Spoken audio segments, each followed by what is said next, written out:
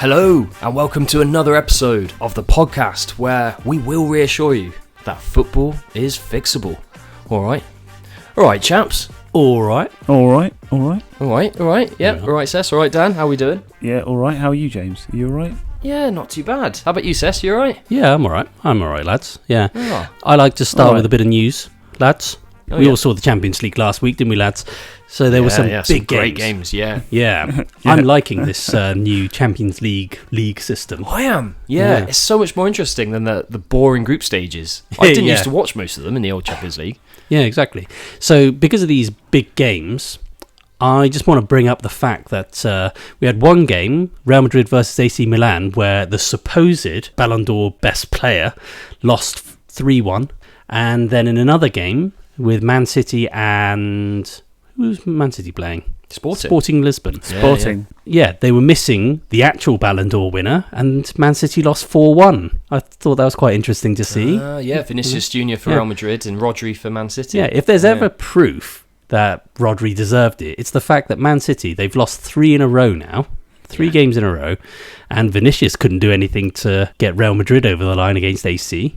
Yeah, true. Yeah. That happened last year, didn't it? When Man City lost, 3 in a row at some point last year? It was when Rodri was injured for a few weeks. Yeah. It was the same thing again. And then, whilst he was in the team, they didn't lose for, other than in the, was it extra time and penalties or something? Penalties, but in normal 90 Madrid, minutes, he didn't lose a single game or something. Yeah. It was ridiculous. Yeah, it was madness. But yeah, I think it's actually a really nice system where you've got Liverpool and Bayern Leverkusen playing together as well in the space of 3 or 4 days. We had amazing games. Yeah. Oh yeah, and Alonso, former Liverpool legend, going back to Anfield. Yeah. Liverpool played really well, actually. They're looking really strong at the moment. Yeah. And with Sporting as well, guess who the manager was as well for his final game? Yeah, of course. Yes, it's one of his last games, isn't it? Yeah. Yeah. Before he goes to Man United. Ferguson. Yeah. Amarim Ferguson. Exactly. Yeah. As far as Sir Alex Amarim. 100%. As far as I'm concerned, Man United just beat Man City in a Champions League. I think that's a fair point. Is he going to do that at Man United then, Dan? Oh, I don't know. Maybe. I think... it's better to celebrate now before he does get to Man United. Well, you can. Yeah, I think so. Yeah, I mean, we'll get that new manager bounce that we always get. So yeah, maybe we'll go on that massive winning run. So yeah, why not? I know. Dan and I think we'll win the league. You'll win the league. I know. We spoke, didn't we, Dan, about Amarim coming in a little bit on last week's episode. And what you think about it. And you mentioned the 3-4-3 formation, and it's all around the pundits are saying this at the moment. It's like, what do we know about Amarim? 3-4-3 just keeps going up. Yeah, always. It just keeps, that's his style. Against City, it was a kind of crazy style he was playing, but actually it was a lot. He played a back 4 for lots of it as well, to be honest. I think he's quite adaptive, which is quite interesting. Yeah. And overall, Dan, are you quite optimistic with, if a quick summary, you're happy with the idea of him joining United as coach then? Yeah, I mean, definitely. I think he's, in terms of from what's out there, I think he's proven he's probably the best of what's around in terms of young managers coming through. I think. Yeah, his stock's high, isn't it, at the moment? I mean, yeah, but the fact that he's the best just goes is one thing. Whether he can really deal with the amount of issues and the problem that is that what we have is another thing, isn't it? So he's definitely our best chance at sort of getting somewhere. Whether he's able to do it or not, I don't know. But I mean, if he can't, then I don't know where we go from there. If he can't do it, then I don't know who could. Also, I think it's not necessarily to do with Amarim specifically, but I think a lot of it's got to do with Ten Hag being out more than Amarim coming in. It could have been, Eddie Howe. It could have been any other manager coming in. I think the real benefit is Ten Hag out, because I'm not saying he's a bad manager, but I think it was starting to rot under him, That's true, but I mean, I know the results show improvement, but to be honest, from watching and from watching the games, although we're getting the results, we're still playing the same stuff, the same football that we were playing under Ten Hag. There's not really a massive change in what we've been doing. Maybe it's just the relief of not having him there, the additional pressure, the amount of sitters we would miss. I think our XG is I think we're something like 6th in the league for XG, but I think we're goals wise, I think we're like in the second lowest or something. Yeah, not taking yeah, chances. 18th or something like that. So it goes to show that we weren't able to finish, and maybe that's because of pressure. Maybe that's because of the whole pressure on Ten Hag, and that fed down to the players. Maybe there's that psychology there potentially. But in terms of the actual football we're playing, to be honest, it's no better.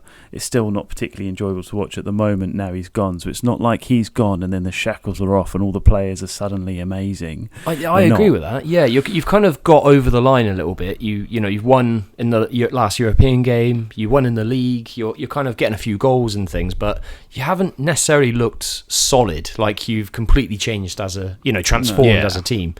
So I think there's more kind of sort of big time surgery is kind of needed, really, isn't it? Yeah, no, we need big change, drastic change, and hopefully Amorim can be that. In one other final piece of news this week, Mohamed Salah has overtaken Robbie Fowler within the top 10 Premier League all-time, not just Liverpool, all-time Premier League goal scorers rankings. He's overtaken Fowler, so where is he now in the top 10? He's now 8th place. Fowler was 163 goals. Salah last week overtook him. He's now on 164. He's got Henry is the next one on his list at 175 Premier League goals. Yeah, that's insane, isn't it? Because the first time I remember Salah was Chelsea. And you can barely remember him at Chelsea because he didn't really get into the team. It didn't work, did it? He seemed like a good prospect, a talent, but you would never have thought, seeing him that time, going, do you know, in 6 years' time, he's going to start going on a 30-goal-a-season streak for 7 years or whatever, and end up being in the top 10 for overall goal scorers. Never would have thought that. It is amazing, and I think he needs to be respected, and I think now it has to be said he's a Liverpool legend, and you'd probably say a Premier League legend, wouldn't you, in the modern era? You've got to consider him as world-class now. Well, I say now, definitely. era. Definitely, he's got to be considered world-class. I mean, the thing I like about him in terms of players in the modern game is he has ability to do multiple things, which a lot of players don't do. He has, he's like high on the assist ranking as well. He's scoring goals. He gives more than just a single element to a game, and there's not many players that have got multiple elements to their game and they can do to a high level like Salah does. So consistently as well. Exactly. Yeah, I think he deserves his flowers, which from a Man United fan is really painful to say. Well, also, not just in terms of goals and assists, with Messi and Ronaldo, for example, their consistency also includes consistently not getting long-term injuries.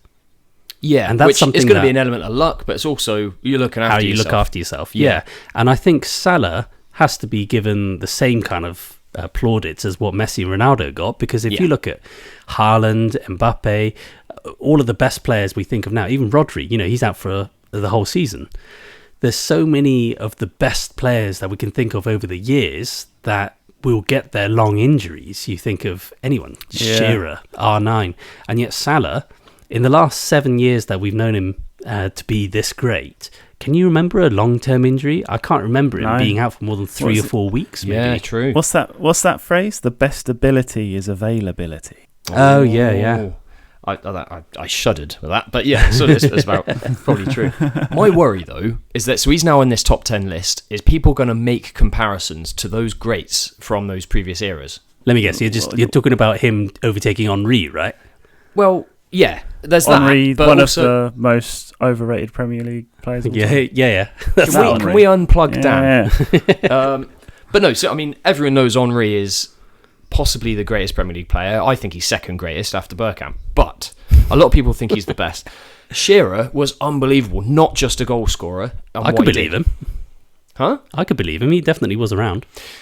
So, my worry is that in this easier game that we have these days, people are going to think, well, because his stats are per game, I'm going to have to break this down in stats per game and everything, but that he's a better player. So, I don't think anyone outside of Liverpool genuinely thinks that he is the best player or better than Henry or anything. Ooh. I think it's to do with a bit of bias. Are you sure? Oh, I mean, you put Bergkamp at the top. So did Henry, and so does several Arsenal players who played with both of them say that Bergkamp's better. But okay. So what we should say is that we should believe all of the Tottenham players that played with Moussa Dembele that he was the best player in the world. Yeah, but that's I Spurs. think that's true. All right. All of a sudden. Right. I think that's something we're going to have to get into then, boys, isn't it? Let's dedicate an episode in fixing that. We're going to have to fix recency bias, aren't we? Yeah, that's a good idea. That sounds like a good plan. Cess, you need to leave us now, don't you? So I do. I need to hand over the reins to you guys. Don't go. Don't leave me with him. Dan, you can move into the front passenger seat where Cess was. Front passenger. Because you drive for me. That's a good idea. And we'll say bye to Cess for now. You'll be back next week, though, won't you? I will do. Just make sure you don't do anything silly like waffle on and leave me to edit many hours. I'm sure we don't do that. No promises.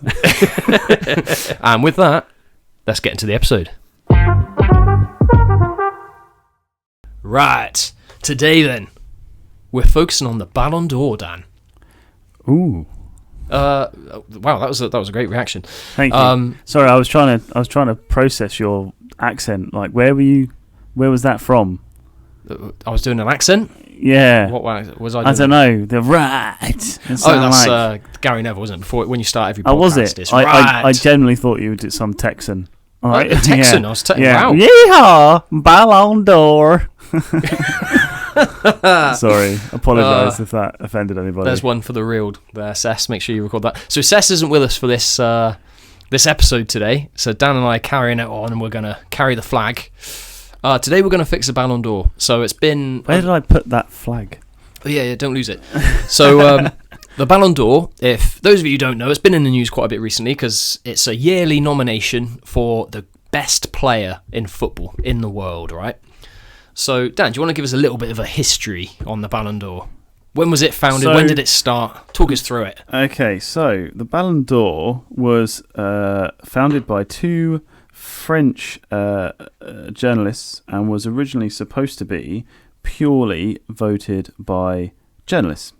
So journalists, around the world would be, or from the nations involved? No, so it began as just a European award. So it's just European players that were voted, that were included in this. So people of European nations. And it started when? What year did it? Was it back in the 50s, wasn't it? Something. 1956 it started. 1956. There you go. Stanley Matthews, actually, a fellow Brit like us, was the first ever, the inaugural winner for Blackpool at the time, was the first winner of the Ballon d'Or, Stanley Matthews. There you go. There you go.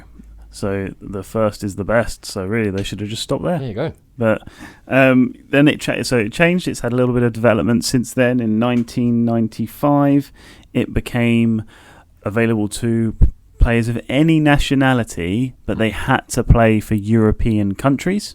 Oh, so for clubs in the leagues, European leagues. Yeah. So, for example, Ronaldinho won it in 2000 was it 3 or something? 2003 or it was around something like that. 2004 maybe. So he was Brazilian. However, he played for Barcelona, so he still qualified. And then in 2007, it changed for the last time, where it just became an international. So you could be any. Well, any nationality from any league, and you're factored into it. Right, and what we say, and also the voting has changed over that time, isn't it? So journalists were voting from the member nations or something. Yeah, so one journalist or something. Yeah, so now one journalist from one from each of the top 100 FIFA nations votes. So it's essentially Eurovision for football. Footballer of the year. And that's the thing. I mean, whether you like Eurovision or not, maybe they should get Graham Norton to narrate to judge it. That'd be great. If we had like a Graham Norton voiceover for the Ballon d'Or, I'd actually watch the whole thing. Right. That'd be great. Yeah, I think this is the I've always had a bit of a thing with the Ballon d'Or. It's first, we'll get onto the fixes later on, but the problems. First of all, football's a team sport, so for me, I'm against it. I know you have a different view to that, but let me just put aside the issues I have with it. Right, so it's to nominate one player, even though that player wouldn't be anything without the team. They can't win it on their own. Yeah. If you're a goal scorer, you need people to be able to set you up and that kind of thing. You can't just do it all on your own. Yeah. No matter how good you are. Right, you need defense, you need goalkeepers, you need all that. Another thing is, it's often just goal scorers, attacking players that tend to win it more often than not. Yeah, there is a definite bias towards the attacking players because they're the ones that people like to watch. Yeah, they get the headlines, and I can kind of understand it, but the same does that mean they're the best player? No. For instance, so I've seen a set of rankings I've heard pundits say recently in the Premier League right now, Erling Haaland, best player in the league. Is he though? No. Is he the best player? He plays for a great side, and he's there to finish moves off and get the goals. And his goal numbers are brilliant. But for me, De Bruyne is better than him. Yeah. I'd have Rodri over him in terms of importance. Yeah, anyway. 100%. I mean, Man City were winning leagues long before Erling Haaland arrived. And scoring goals long before. They won the league without a striker Yeah. 1 year, where they had Gabriel Jesus and stuff, and they kind of he's played terrible, more. isn't he? Hey, enough of that. I'm going to demote you soon. But yeah, they won the league with Jesus. Exactly. Well, but he wasn't playing Miracles. as a central striker. He was more kind of playing on the wings and stuff. So Haaland's come in and he's now finished off moves. They've adapted their style a bit. But for me, he's not their best player. So how can he be the best player in the league if he's not Man City's best player? Yeah, I agree. So what is the best player? I think you can't really always sort of define that. Sort of scientifically, if you use stats, I think that's where we've already fixed stats in previous episodes, and I think last season we fixed it.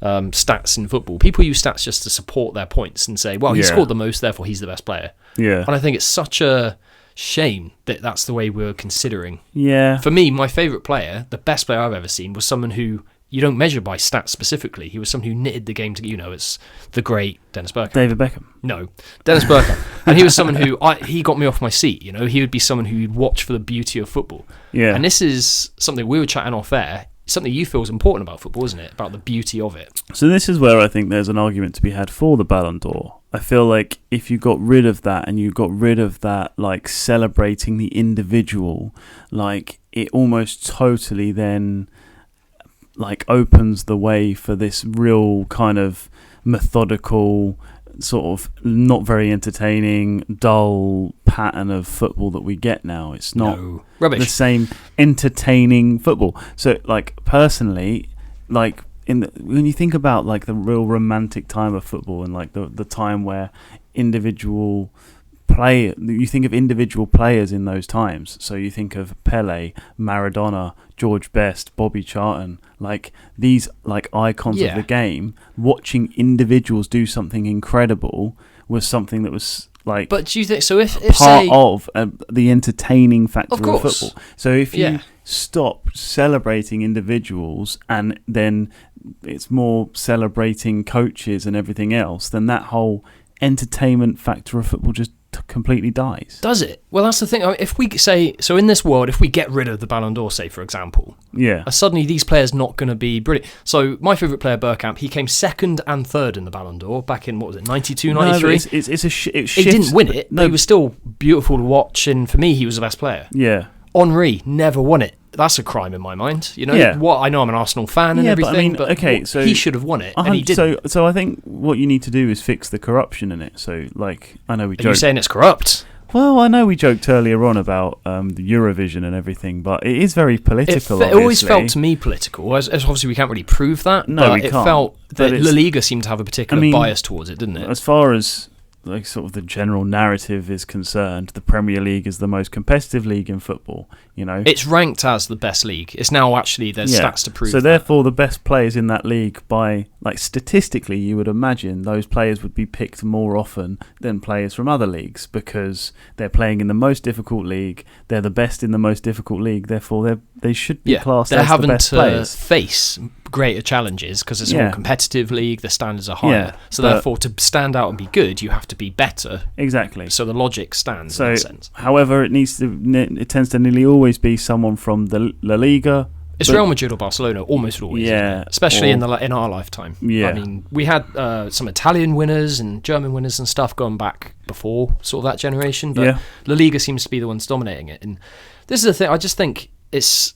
You might just say, "Oh, he's bitter because his favourite players have never won it." Honestly, I just don't see the point in it. I don't think we're going to lose great players because we get rid of the Ballon d'Or. No, but I think they're going to be. Henry was great, and he never won it. But I don't need the Ballon d'Or to make him great. But I think it just shifts a culture, doesn't it? You want to be able to celebrate individuals and you want to be able to... I'd much rather talk about how great a player was and what an amazing thing he did on this pitch that was really unexpected rather than talk about how bloody brilliant Pep is and all of his patterns of play and stuff. But I'm still going to do that. I still talk about Bergkamp and Henry. I still do that. They didn't win it. They should have, but they didn't, and I still talk about that. For me, that's when football's at its best. That helped me get my love for football out. And, you know, when you watch these great players, for Cess, if he was here, he'd be rattling on about Fat Ronaldo, as he calls him. But R9. You know, what a great player he was. Yeah. And he could just do... and he did win it, to be fair. But whether he won it or not, I don't think that's going to change Cess's opinion. He still loved watching him play, and he's his favourite player. You know, and I just think you were moaning before we started recording about David Beckham never won it. And that was a crime. What was that, 99 or something? 99, that was a crime. I think, was it Rivaldo? Rivaldo won it. Rivaldo won it that year. And he was... because he played for Barcelona or whatever, but I think Barcelona, I don't know how far they got through to go to the quarters maybe, or the semis of the European Champions League at the time. On the Champions League at the time. And Beckham had the most incredible season. Like, we won the treble you that year actually as won well. the Champions League that year. Well, that was the treble year, wasn't it? Yeah, exactly. And he was absolutely fundamental to that, and equally fundamental to those two last-minute winners in the cup finals. His two corners that made the goals. So like, and yet this, you know, Rivaldo from Barcelona gets it. It just didn't make any sense. So straight away, another issue there. We feel that there is some kind of bias, particularly towards La Liga, for example. Yeah, definitely. But at the same time, you have to question how are the votes cast. And you were telling me something before we started recording about what things are considered before. Yes. So when the journalists are weighing up how to vote, there's three main categories, I think you said. So according to UEFA.com, men's and women's Ballon d'Or is decided by three factors. So three main criteria, they say. 1, individual performances, decisive and impressive character. 2, team performances and achievements. So they do factor in like the team performance alongside the individual. And 3, class and fair play. Right. So all those times Cristiano Ronaldo won it, for example, he's not the classiest player in terms of how he behaves. He's very selfish. I mean, that's one reason he's done so well statistically. It's all about scoring. I would say he carried himself in a class way in terms of his professionalism. Yeah, individually speaking, I'd agree. Yeah, but I think, for example, he still takes free kicks. Every single free kick for Portugal he has to have, to the detriment of the team. Yeah. He hasn't scored, I think, 72 attempts he hasn't scored. But he also hasn't won a Ballon d'Or in a long time. He has. Well, when was the last time he won it? He won it in 2017. It's not that long ago. By our lifetime, anyway. It was 7 years ago. Yeah, but he won how many of them in the end? Was it 5 or something? 5 he or won? 6, I think he won. And there's another thing. There's a number of winners. He was winning it when he was at Real Madrid, wasn't he? Yeah, and again, there's that La Liga bias. So one issue I had is Ronaldo and Messi were the constant. They were amazing to watch that sort of comparison. Again, it's goals go a long way, and they were breaking records. And you say, okay, that's a big factor. Fair enough. Ronaldo is a selfish player. He does dive. He does cheat. We've seen this, and that's fairly well. I know there's Ronaldo fans out there. Don't hate me for it, but there's times when some of my favourite players have dived as well. Yeah, but I wouldn't use class in terms of his character. You know, he's been criticised by fellow teammates, you know, by favouring Messi over him. And I can't remember off the top of my head, it came out a couple of weeks ago, he said that I criticised Ronaldo, and then he texts me saying, that's really disrespectful. I played with you. You should know better. Blah, blah, blah, blah. And and he just started quoting all these stats. I've scored more goals and I mean, that's not a classy way to behave. No, it's very childish, isn't it? You know? So right from the Real Madrid mentality of sportsmanship. Well, that's the other thing. So recently, in this year's ceremony, Real Madrid decided to not show up, didn't they? We mentioned this in the news in a previous episode. So Real Madrid decided to boycott because they believed that Vinicius Junior wasn't going to win it. And it's just so... Well, maybe that lack of entitled of class and fair play is why Rodri won it. Possibly. I mean, we agree, don't we? Maybe that cost Vinny his place. Maybe. I mean, no, Vinny Junior, again, brilliant player. And Real Madrid's got some brilliant players. And I think they won several awards at the ceremony that they weren't there to collect. Yeah. I think Ancelotti is coach. I think there was a few team awards they won. But the player, was given to Rodri this year, which Cess and I know, we spoke about it a while. We agree he's been so important to Man City. We believe he is the best player right now. He deserves it, and it's refreshing that it's not a striker. It feels like they've... It's also refreshing it's someone from the Premier League, isn't it? And well, there's that as well. The first time since Ronaldo back in 2008. Yeah. So on that front, it feels like it's improved. It's gained a bit of respect back from me in that sense. But at the same time, the idea of these votes is too vague for me. They consider these three factors, and it's one journalist from various... Now it's a panel, isn't it? A panel of journalists or something or other. It all seems a bit like, why are they voting? In the Premier League, for the like PFA Player of the Year, it's voted by the players. The players are on the pitch playing with and against them. Yeah. They get one vote. So, and then you got so all the players get one vote each sort of thing. Yeah. And they get to see and the impact on the pitch. They know how tough this player is to play against, whether that means scoring or defending or whatever it might be. And Rodri, But then how do you do that for a balance? Like it makes sense for like a domestic league because you play with them on a regular basis. Why can't you just collect the votes from all the players of those leagues involved, the top 100 leagues, or whatever? Yeah. It all goes in. They get one vote each for a player, and if they played against them or if they haven't, so at least that gets put across in that way. If you're going to vote, it needs to involve, I think, the people who are actually being impacted on, or managers perhaps. Or let's have more football and have one-on-one tournaments. Anyway, we're getting on to the fixes a bit later, but do you see what I mean? I think another issue is the voting behind it. The concept of it, in my mind, I know you disagree with it, the Ballon d'Or, it goes against what football's about. Football's a team sport. It's not an individual sport. Like, tennis, where you can vote for, say, Rafael Nadal or Federer or Djokovic, individual players. I know they have doubles and things, but generally speaking, it's an individual sport. Yeah. Football isn't. No player is any player without the team behind them. Yeah, no, that's true. And how you say that one centre-back is better than a striker is... Yeah, I mean, the last defender to win it, was it Maldini? I think when we were back at school kind of era. Cannavaro won it in 2006. He was a defender, wasn't he? Yeah. From what I remember, I'm pretty sure he was a defender. Was that the year Italy won the World Cup? 2006, yeah, it was. Yeah, that was the Zidane headbutt final, wasn't it? I think. Yeah. Was that World Cup or Euros? World Cup, I think. World Cup. Wasn't it? Mm. Ronaldinho was the year before, actually, 2005, we mentioned him earlier. But yeah, Henry came second a couple of times. Nedved won it in 2003 and Henry was second. Maldini was third. Nedved, I forgot about Nedved. Nedved, great player. Yeah. But Henry was just taking the Premier League by storm then. Yeah. The toughest league. Arsenal going on and beating runs, winning the leagues, and that kind of stuff. Wow, Shevchenko won it the following year. Again, it's often strikers, isn't it, or forward players. We've got Michael Owen, 2001, Ronaldo, 2002, the original Ronaldo, R9. Pavel Nedved, who was attacking midfielder kind of player, attacking player. Shevchenko, 2004, Ronaldinho, 2005.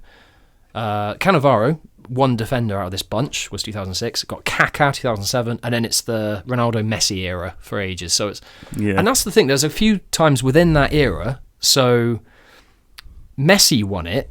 But I suppose, when he was at PSG, he was not the best player in the world then at PSG. No, that's true. And I think that was the year, in 2001, Messi won it with PSG when, is it Lewandowski, I think, was second? Yeah, Lewandowski was second. He did better than Messi that year. Is that the year that Lewandowski scored like 50-odd goals or something? Yeah. I know since, because they had the COVID-19 year, which they didn't have the ceremony, and there was no vote until recently, I think, post... I think Lewandowski's now been awarded that year, as far as I know. But again, it's just... And then the year before COVID, 2019, Messi won it. Van Dijk that year was phenomenal. Yeah, that's absolutely true. phenomenal. I know Messi's at Barcelona again. It just got silly at times. Messi won it, 8 times? Yeah. Which is great, but there's some players there. Again, I just question the voting. Yeah, I do agree. Anyway, ranting on about that. So, my main problems with the Ballon d'Or, the actual principle of it, 'cause it's a team sport, I question how the votes are done. It just feels wrong. You mentioned Eurovision. Whether there is corruption or not, or bias, I think there appears to be bias. Yeah.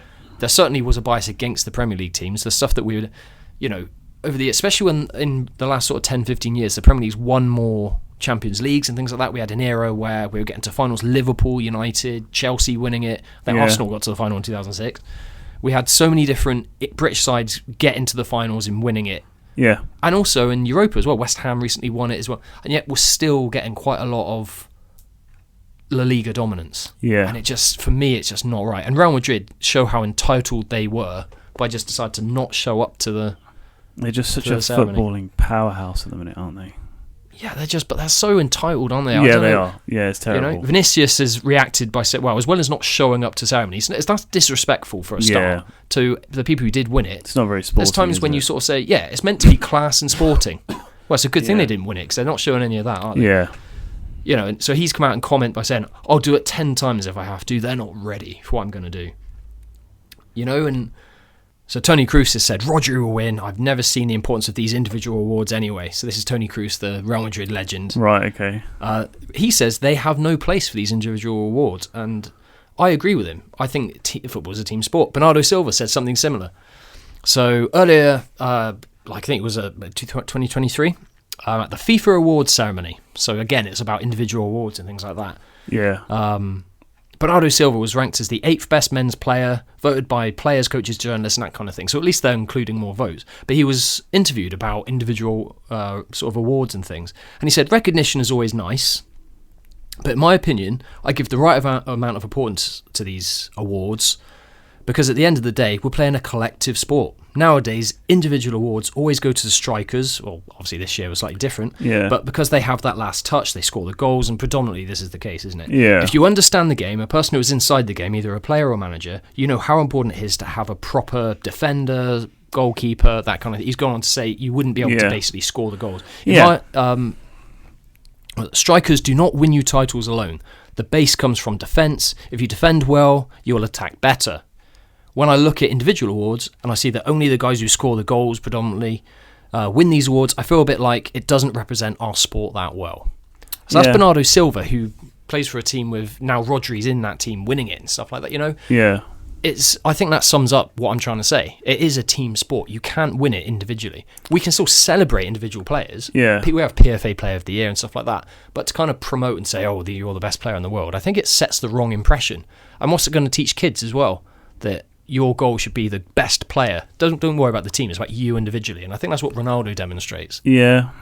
You know what I mean? Yeah, I do know what you mean. But equally, though, as much as Ronaldo might not be the most... might not be the nicest guy in the world or whatever, or the most sportsman or whatever, what he's contributed to the game is insane.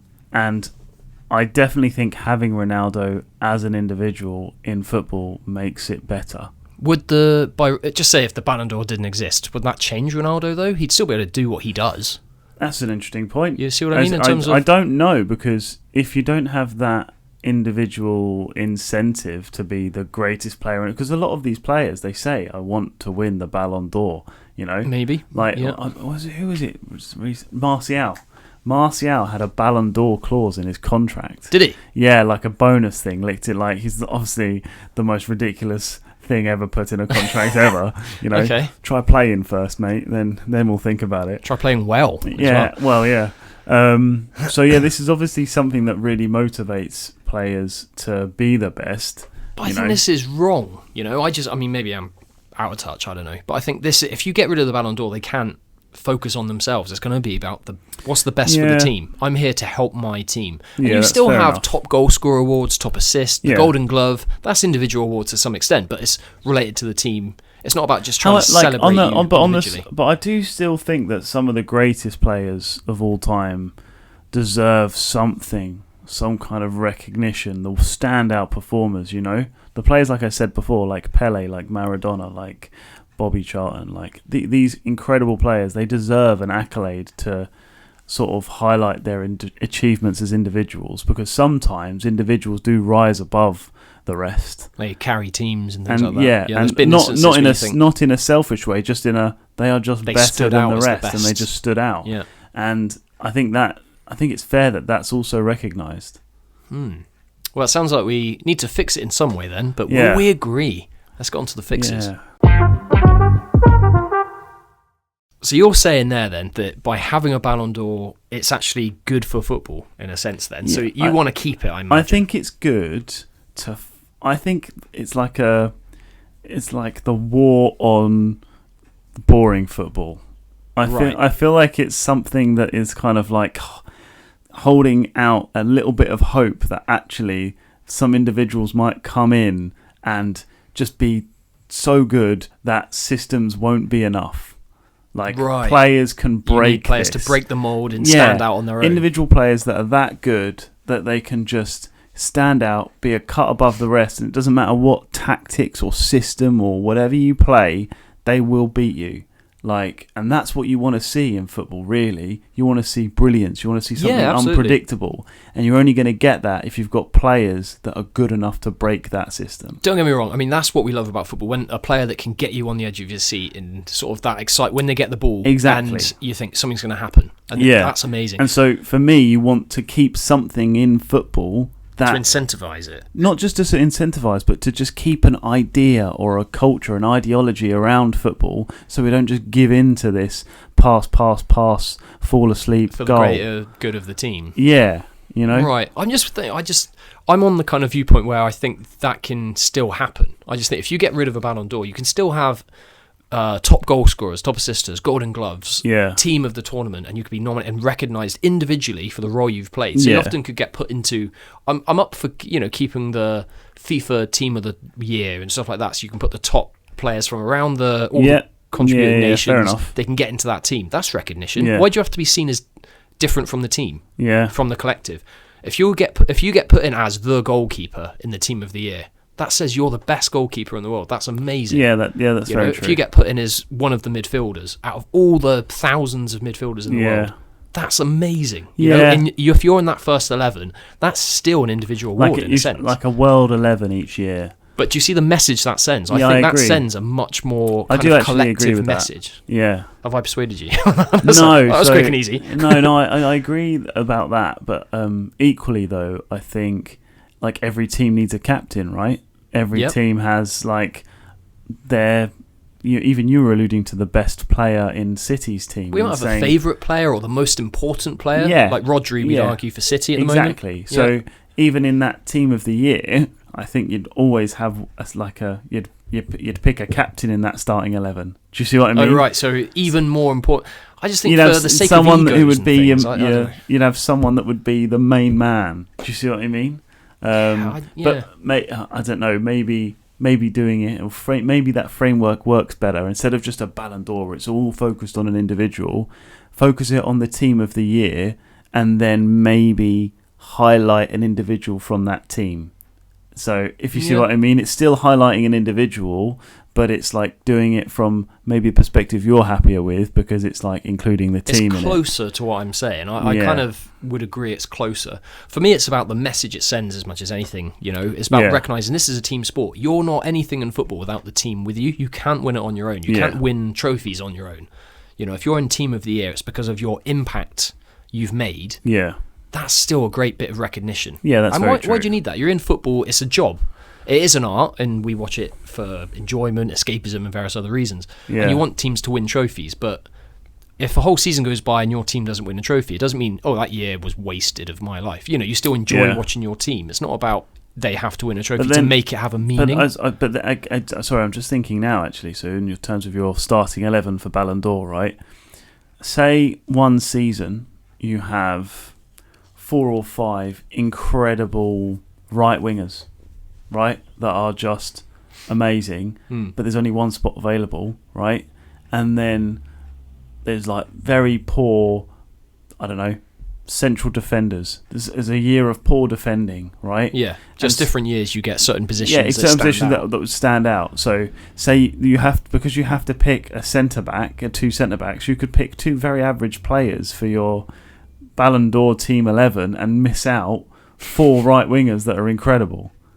Do you see what I mean? Yeah. And then I get that. Is that fair? Doesn't that exist already anyway then? So because only one person can win the Ballon d'Or and there's only one team of the year. So that still exists anyway, right? Yeah, that's true. So I think that is a valid point as well. I think that highlights a flaw in what we do have already too. And I think that's a fair point.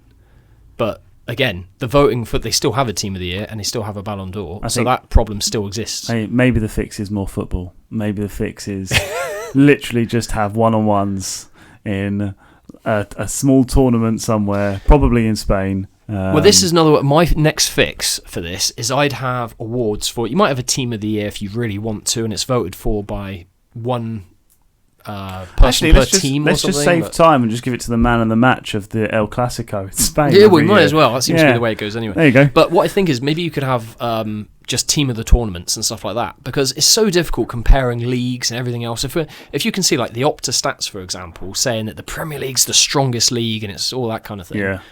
yet they don't win the Ballon d'Or so often. That surely the weighting needs to be different for the Premier League than it does weaker leagues where people are getting votes. Like Lewandowski in Germany, before he went to Barcelona, he's outscoring everyone, but it's in an easier league.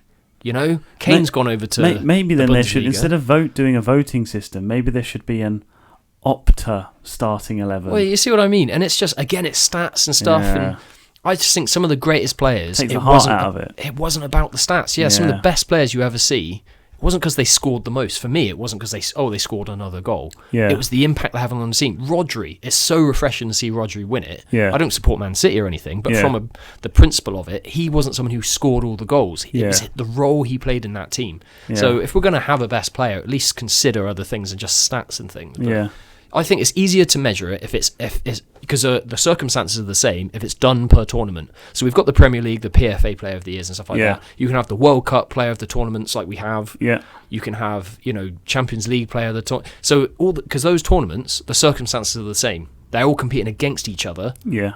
And it's the same standard and that kind of thing. Whereas if it's across all the world and across all the leagues and stuff, the standards are going to vary. Yeah. So voting becomes so subjective and so difficult and vague to kind of compare. Yeah. Do you see what I mean? So that needs to go. I'm ditching that. That's gone. I'll fix that. Okay. How would you fix it then? What would be your fix with the Ballon d'Or? Just having a team-based approach? I think the fix needs to be just the voting system. Oh, right, okay. So how would you fix the votes? I don't have an issue with the Ballon d'Or as an award, as an individual accolade. Okay. But I don't think the voting system works. I think it should be like the PFA awards. So the players vote? I think the players should vote for Ballon d'Or rather than because then at least you've got because the leagues, you've got a similar amount of players in every league, right? Also, players understand. It's what we were chatting about a bit earlier. I think players who they're on the pitch, they understand the demands of the modern game as it is. A lot of those players may have played against that player as well. So when we have like the PFA, for example, everyone's played against that team and that player that you vote for.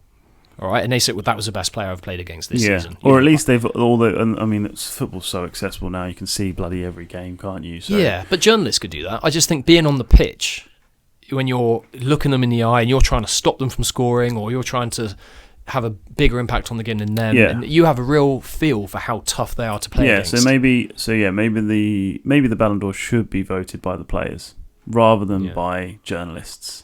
And it becomes less political. That's what I mean. I think that needs to go, doesn't it? Because I think that's the thing. Because I do still think having an individual accolade for the best player of the year, I just think it's a great thing. Because it's something that's like really, it doesn't make much sense. It's not very logical, but it's a real passionate thing, and there's a lot of heart in it and stuff. And there's a lot of that isn't in football anymore. The emotional attachment. It is an emotive award. It is, which is why the strikers always win it. And actually, is it that bad to have something emotive in football now when we don't have a lot of emotions left in it? That's a very dire look at football, modern football. Well, to be fair, to back you up on that, we did have our fixing boring football episode a few weeks back. Well, there you go. So I think we do agree with you in that sense. I say, so you agree with me? We should keep the Ballon d'Or. That's why we hired you, because you have good football knowledge. You're on the show for that reason. We feel the same. So I just feel like keeping the Ballon d'Or is right, but you have to fix the Ballon d'Or itself. Fix the voting system. You need something fairer, and I think the best way of doing it is to do maybe even players and managers. Not just players and managers. Managers who are trying to handle when you're coming up against Messi. Because there's times absolutely he was the best player in the world. Yeah, definitely. There's some years he clearly was. Yeah. And the managers managing against those. And that way the decision will be purely football based rather than political or anything else. Biased towards a certain league or something. Yeah, exactly. Yeah. Oh, interesting. I know, so we don't necessarily agree on it, but it has to change. That's for sure. Yeah, I agree. Yes. But I don't agree with you. You don't agree? I do agree. But we both agree that it should change. Agreed? Yes. No, maybe. There we go. There's our fix for the Ballon d'Or. We happy with that? Yeah, I think so. I think I'm right. So, yeah, I'm happy. Well, what do the listeners think? Let us know what you think. Cess isn't here to give his completely biased opinion for Everton. I think Cess agrees with me. Oh, does he? Yeah. Right. Well, so that's 2-1. Well, I think we've fixed another one. Yes. I think we've done all right with our Cess, haven't we? Yeah, I think so. We've coped all right. I think it's it improved, if anything. I think he has been sorely missed. Has he? You too, man. You're like partners, man. I don't know what's... I mean, it's easy for you because you don't have to deal with yourself. No, I don't know how to take that.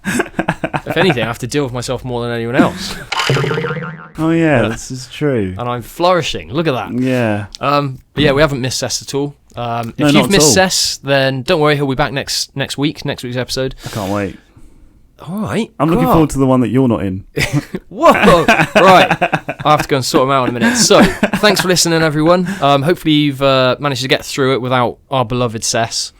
Please do follow, subscribe, whatever. It really makes a massive difference to us on the socials. We've been gradually growing bit by bit. So yep, exponential growth. There we go. Yeah, we've gone from 1 to 2 fans. There we go. So please do help us out. Really, really helps us out. So thanks a lot for that. Yeah, thank you very much. Really appreciate it. And it remains to say it's goodbye from me. And it's goodbye from me.